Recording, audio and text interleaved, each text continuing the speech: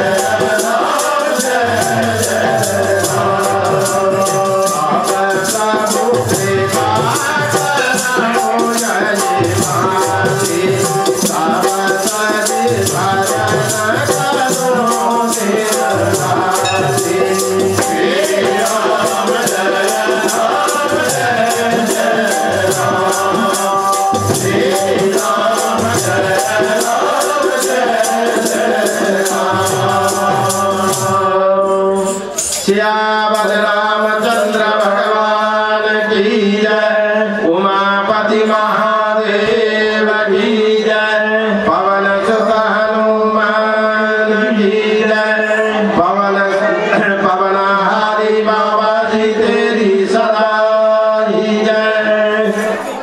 मर्यादा पुरुषोत्तम भगवान राम, जिनके चरित्र का वर्णन हरि अनंत, हरि कथा अनंता, गावे वेद पुराण पद संता।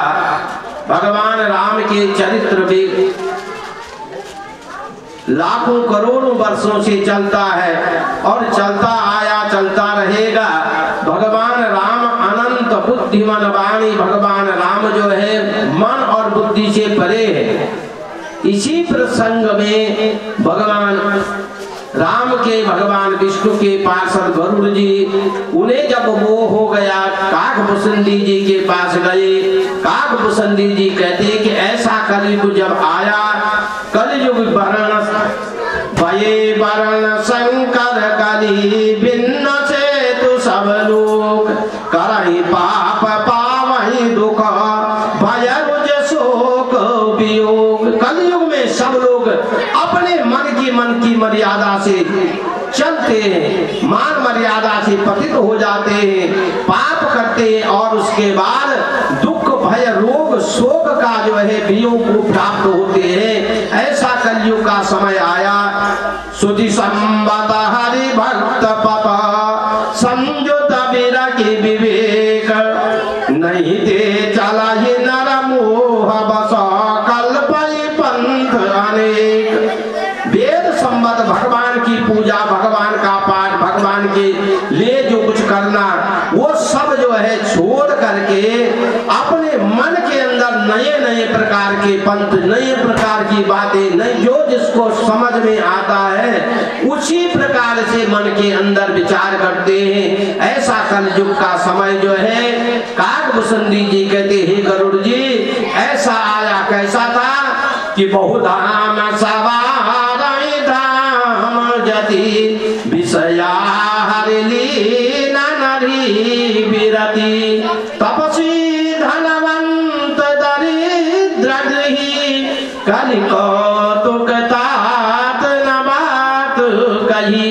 सन्यासी जो साधु संत जिनको कहते धन लगा करके घर सजाते, बड़ा बड़े उनके आश्रम बड़े बड़े, जो वैराग्य ले रहा और विषयों को जिनके मन को हर लिया, तपस्वी धनवान हो गए, गृहस्थी जो घर गृहस्थी वाले गरीब हो गए। ऐसे कलयुग की लीला कहीं नहीं जाती। ये काकभूषणी जी कहते ऐसे कलयुग जिसमें हम लोग रहते, ये कलयुग है।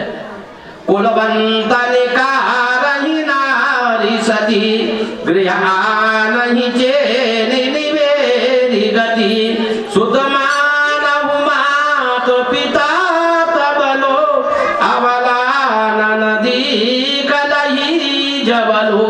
कुलवती सती स्त्री पुरुष घर से निकाल लेती, जो अच्छी स्त्रियां हैं, जो अच्छे घर के हैं, तो उनको घर से निकाल देते हैं और अच्छे चाल को छोड़ करके घर में दासी लेकर के रख देते हैं। पुत्र अपने माता पिता को तभी तक मानते हैं जब तक उनकी शादी नहीं हो जाती है।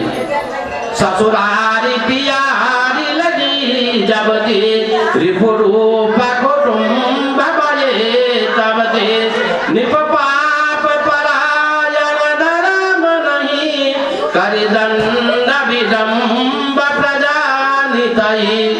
कहते काकभूषणी जी जब से ससुराल प्यारी लगने लगी, तब से कुटुंबी शत्रु दुश्मन हो गए, राजा लोग पाप परायण हो गए, उनमें धर्म नहीं रहा।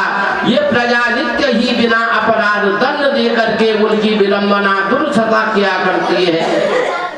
एक काकभूषणी जी गरुड़ जी कलयुग का वर्णन कर रहे हैं। सुन खगेश काली कपट दंभ द्वेष पाखंड, मान मोह मारा दिवद व्यापी रहे ब्रह्मांड।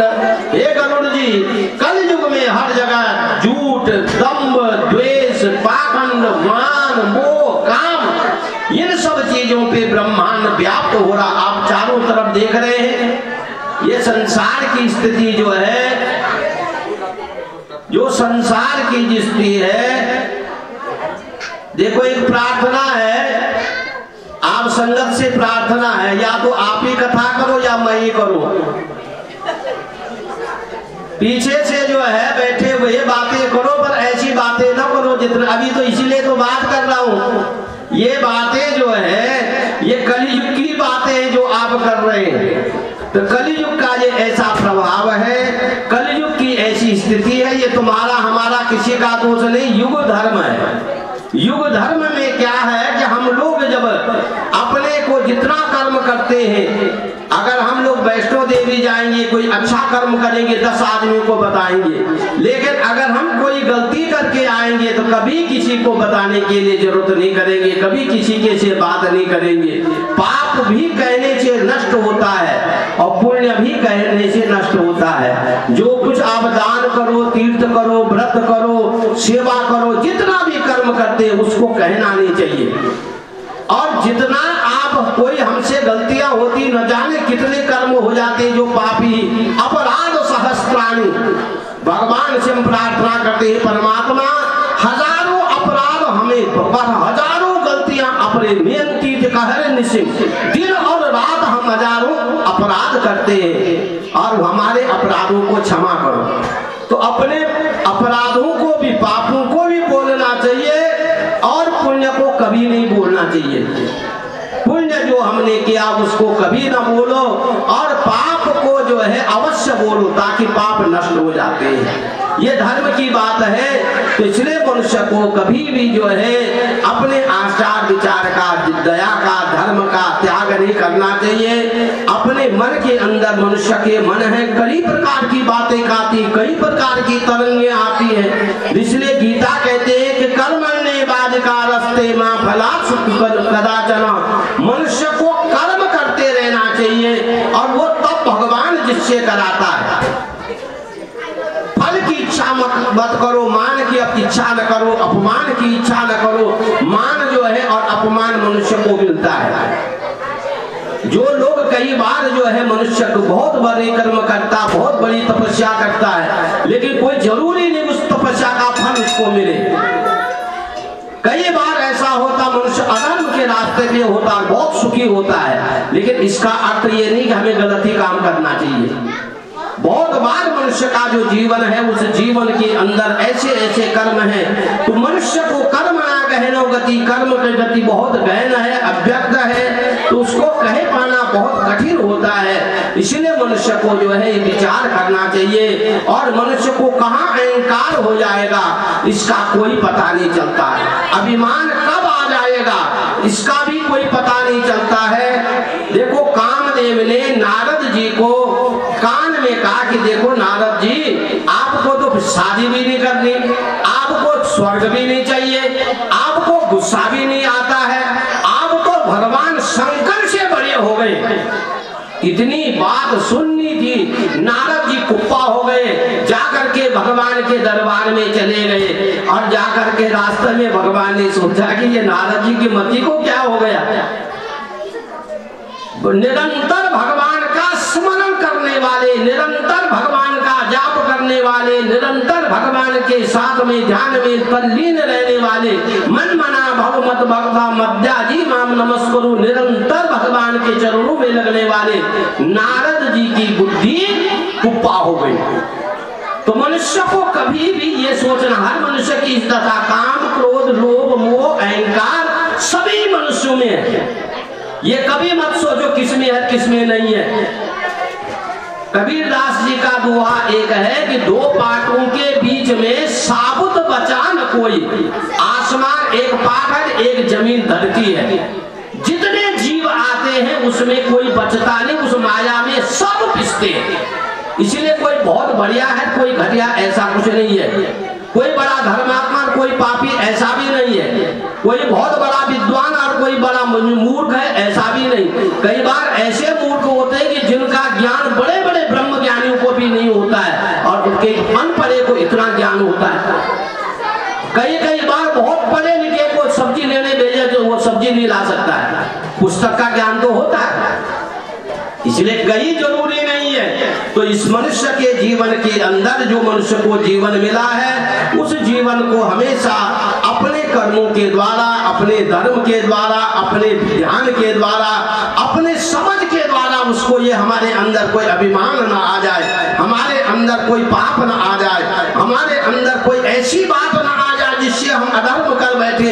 इसलिए ये सावधानी चाहिए। ये सावधानी तभी होती जब भगवान की राम कृपा नासई सब रोगा। जब भगवान की कृपा होती, राम जी की कृपा होती है, तो तभी जो है इसकी कृपा होती है। आज जो है अभी बहुत सारे कलाकार भजन बोलने वाले हैं।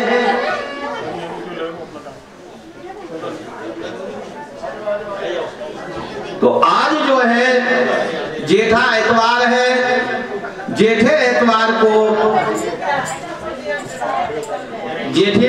का दिन जो है आप सब लोगों को पता, बाबा जी का जो है इस नए साल का पहला जो है जेठा इतवार है। बाबा जी का दरबार है। बाबा जी की महिमा देखो, बाबा जी का और भगवान भोलेनाथ का। कई लोग ऐसे जिनके यहाँ जिनकी झोलियां भरी हैं, पर होता जो नेम से आते हैं, होता जो नेम से आते उन लोगों का देखो ऐसा जो है कई लोगों की बात होती है जिनको जो है जिनका मनोरथ सिद्ध हो जाता है। आज का जो लंगर प्रसाद दीपक भारद्वाज उनके बेटे का जन्मदिन, जीताराम जी ये बाबा जी के ये भी बहुत बड़े सेवक हैं। तो इनके परिवार में ये भी बाबा जी की बड़ी कृपा हुई है। कई चीजें बहुत खुलासे की बातें आप कहते कि बोलना नहीं है, लेकिन बाबा भोलेनाथ की कृपा से सुरेश के घर में जो है खुशी की प्राप्ति हुई।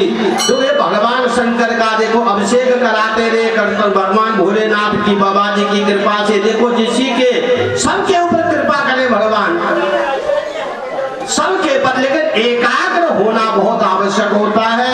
तो बाबा जी सभी घरों में, दीपक जी के, जीताराम जी के घरों में सुमंगल करें, सुख समृद्धि रखें।